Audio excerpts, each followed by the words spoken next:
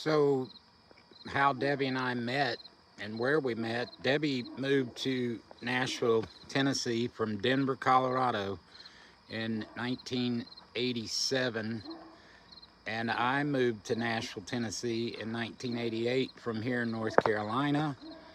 And we met in 1989. I signed a record deal at Benson Record Company there in Nashville as a singer-songwriter. And Debbie Seckerly, her maiden name, happened to be the president's assistant.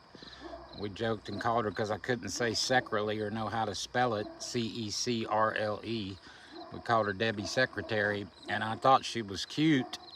And I'd go to the record company and always go by her desk and kind of flirt with her and see if she might be interested in me.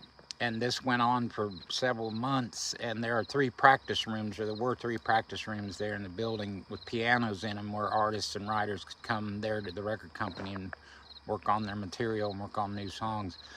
And I knew all the different artists there, Sandy Patty and Carmen and Larnell Harris and For Him, so I'd hear different, and all the writers I'd hear singing and knew who it was. This one particular day, about 3 months into this liking Debbie, I hear this beautiful female voice coming out of one of the practice rooms, and didn't recognize it, and there was a little glass on the windows, so I went and peeked through the glass, and it's Debbie's secretary playing the piano. And I open the door and she stops and she's embarrassed, and I said, "I didn't know you could play piano." And she looks at her watch and she said, "I'm on lunch break, I got to get back to my desk, I'm just messing around." And I said, "Well, whose song is that?" And, "Well, I wrote it." And I said, "You write? How come I'm just learning this?" And, "Play it again."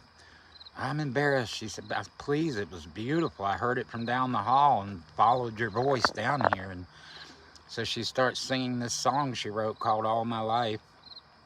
And I'm just getting chills, literally. I'm not exaggerating. It was so anointed and so beautiful.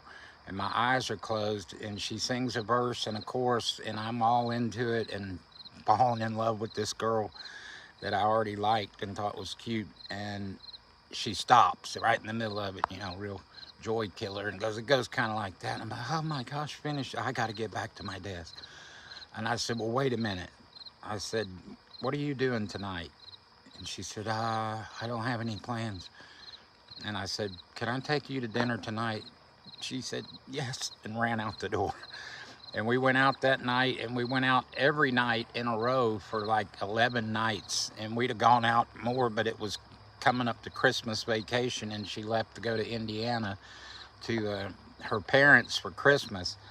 And I called her up there. Of course, we had exchanged numbers, and she gave me her parents' number. And I called, and some of her nieces and nephews, or one of them answered, Craig Scott, or one of them, and said, "It's Uncle John on the phone, Aunt Debbie." And she, "Shut up and quit." And they didn't, they're just messing around. And so she'd already told them about me. And long story short, 7 months later, we were married there at Belmont Chapel in Nashville, Tennessee, and we sang that song, All My Life, to each other at our wedding.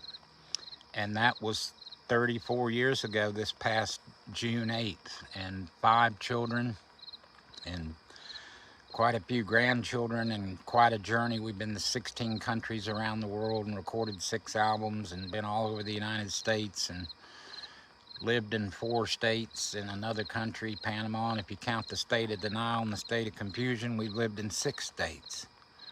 I'm just kidding. Anyway, it's been an amazing thing. God, thank you for blessing me with Deborah Marie Seckerly, now Phillips, for 34 years. I love you, Debbie, and I'm thankful for you. And that's our little story, our little love story.